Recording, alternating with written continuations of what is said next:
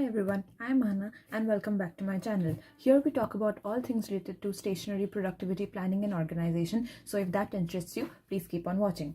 Today I will tell you how to effectively use your planner to maximize your productivity and get the full use out of this tool that you have just purchased.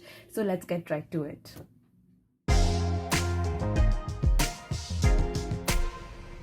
So the first thing we're going to look at is what are the different categories in your life, right? So for me, it would be my work, physical fitness, mental health.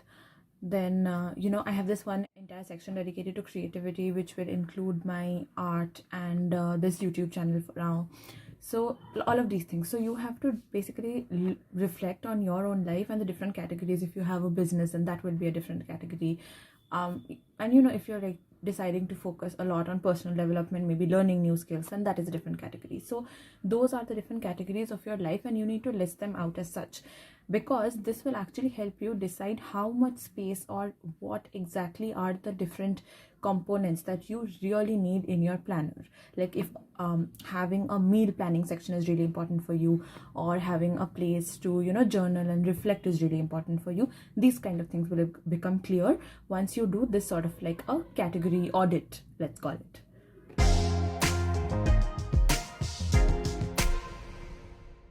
With that, let's move on to the second tip, which is picking the right planner. I have already listed out a number of resources for you in the description down below. I have made a couple of in-depth review videos for some planners, which I will link in the cards above, and I will also put the links in the description, as well as this very detailed blog post that I have written about the top 10 most famous Indian planners available. From that, you will get a fair idea about the kinds of layout and spreads which are there, and also the price points, and decide what suits you according to your lifestyle requirements and your budget. So you might think that what is there to decide, because they mostly look the same, but they don't. I will just tell you, like for example, if you're someone who's very creative, you might want to look for some stickers which are available. If you want to focus on mental health, you might want to look for some journal prompts which are there in your planner. If you are someone who stays really busy and your days are absolutely packed with meetings and appointments, then you might want to see something which has more of like an hourly schedule system in it. Like once you get into it, once you see a couple of layouts and a couple of planners and their review videos, you will get a fair idea of what is best suited to your needs.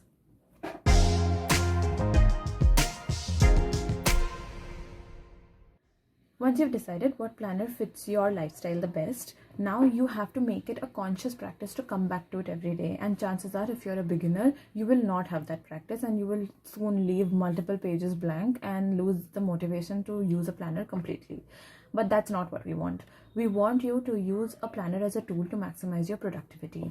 And there are a couple of ways in which you can do that. The first thing is the monthly layout section. Here you should note down all of your appointments and meetings and bill payments, or maybe you're getting a paycheck, all of those things, so that this section keeps you excited to come back to your planner and see when you have to do certain things.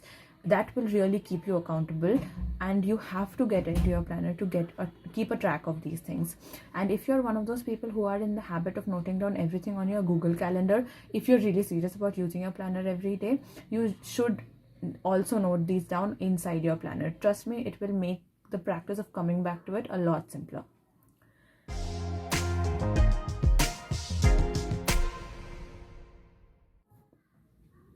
Keeping with the theme of monthly layouts, let's talk about something else that you need to track monthly, which are your habits.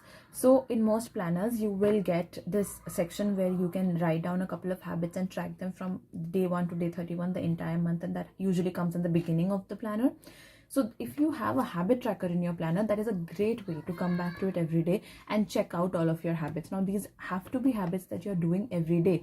Otherwise, this is kind of defeated. So if you're not someone who works out every day, and you are also not in the habit of using your planner, then it doesn't make sense that you would want to come back to your planner and check out the habit of working out. I don't know if I'm making sense, but it's just that if you are trying to make using your planner a habit, then maybe you put down the habits that you're already doing every day. So that's one.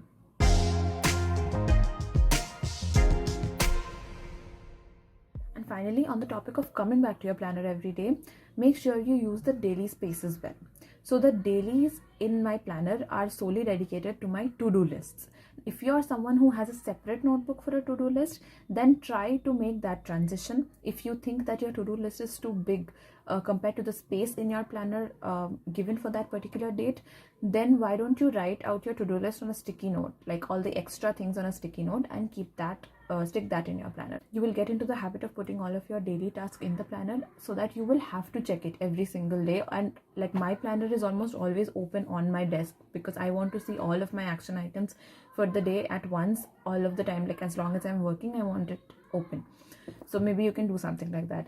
And also, just like a little bit of a tip here, if you have so many to-dos in a day that you need more than like a paragraph worth of space, that maybe you're like really packing your day, too many things into your day, and you should take a step back and realize whether that is the best use of your energy, or if you can delegate some things, or you can schedule some things for a later time. So that's just a random tip.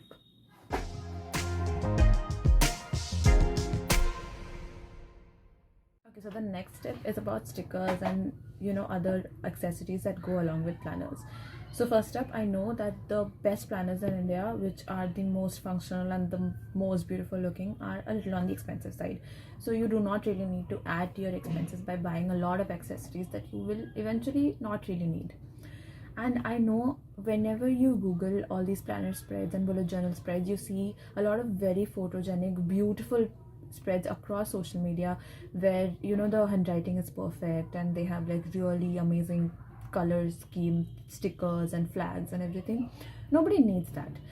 They do it because they really enjoy it, and I don't know why I'm saying they, because I'm also a part of this community. I don't put out the spreads of my planners online because there's a lot of work things in there which I don't want to put it out on the internet. But for people like us, that is genuinely therapy. Like, we love doing this, we love taking the time to put in stickers and colors and everything in our planner, because that is something that is comfortable for us. It's something that is, it's a creative outlet for us. But it may not be for you. If you're looking at a planner as a solely functional tool, which it mostly is, then you don't need to be bothered about all of these stickers and all these things that are available.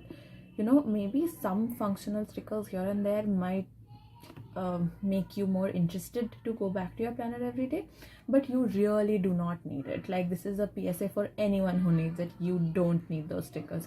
Mostly it's a PSA for me, because I really need to hear it from someone. Someone needs to stop me from buying so many stickers. Okay, moving on.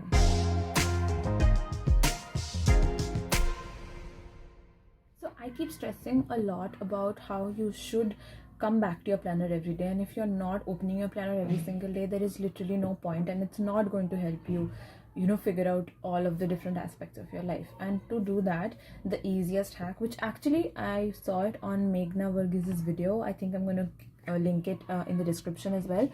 And to be regular with your planner is the key to using it effectively. You have to come back to it every day, and that is how you get to organize all the parts of your life.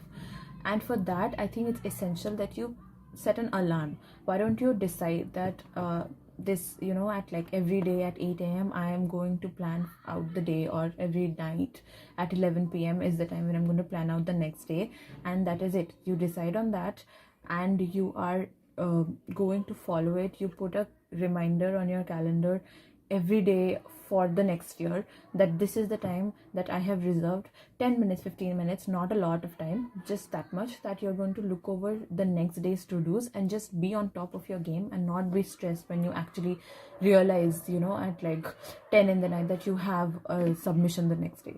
So this is just so that you can stay more calm and absolutely on top of your game. Set an alarm.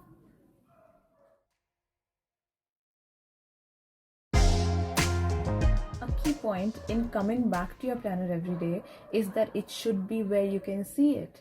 And believe me, I'm not the only one when I say this, that there are a lot of people who buy those most beautiful planners and we keep it in drawers or in cupboards or in boxes so that they don't get dusty.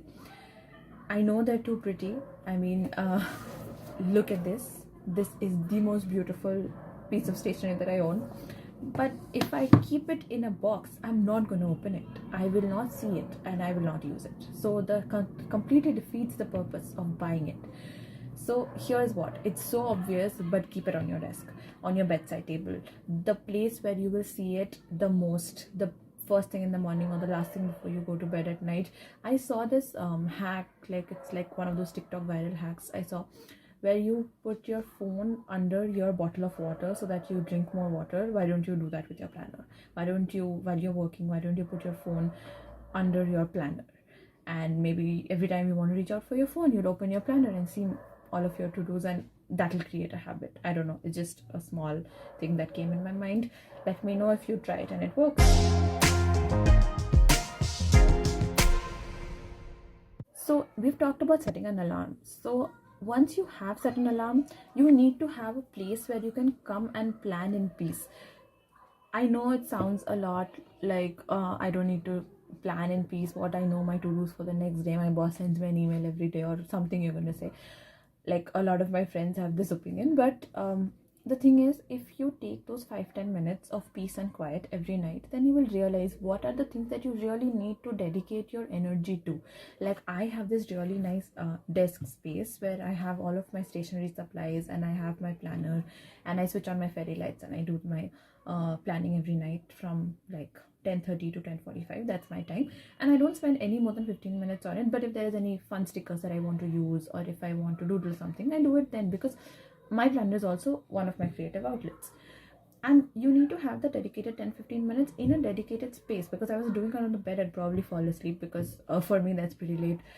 Or if I was doing it outside, maybe I would, like, I don't know, someone will comment something, your siblings would probably spill something on it, a lot of these things. So if you have that peace of mind for those 10-15 minutes, you will get a clearer picture of what you want to do with your day the next like the following days, and it will just give you a lot of calmness throughout your week.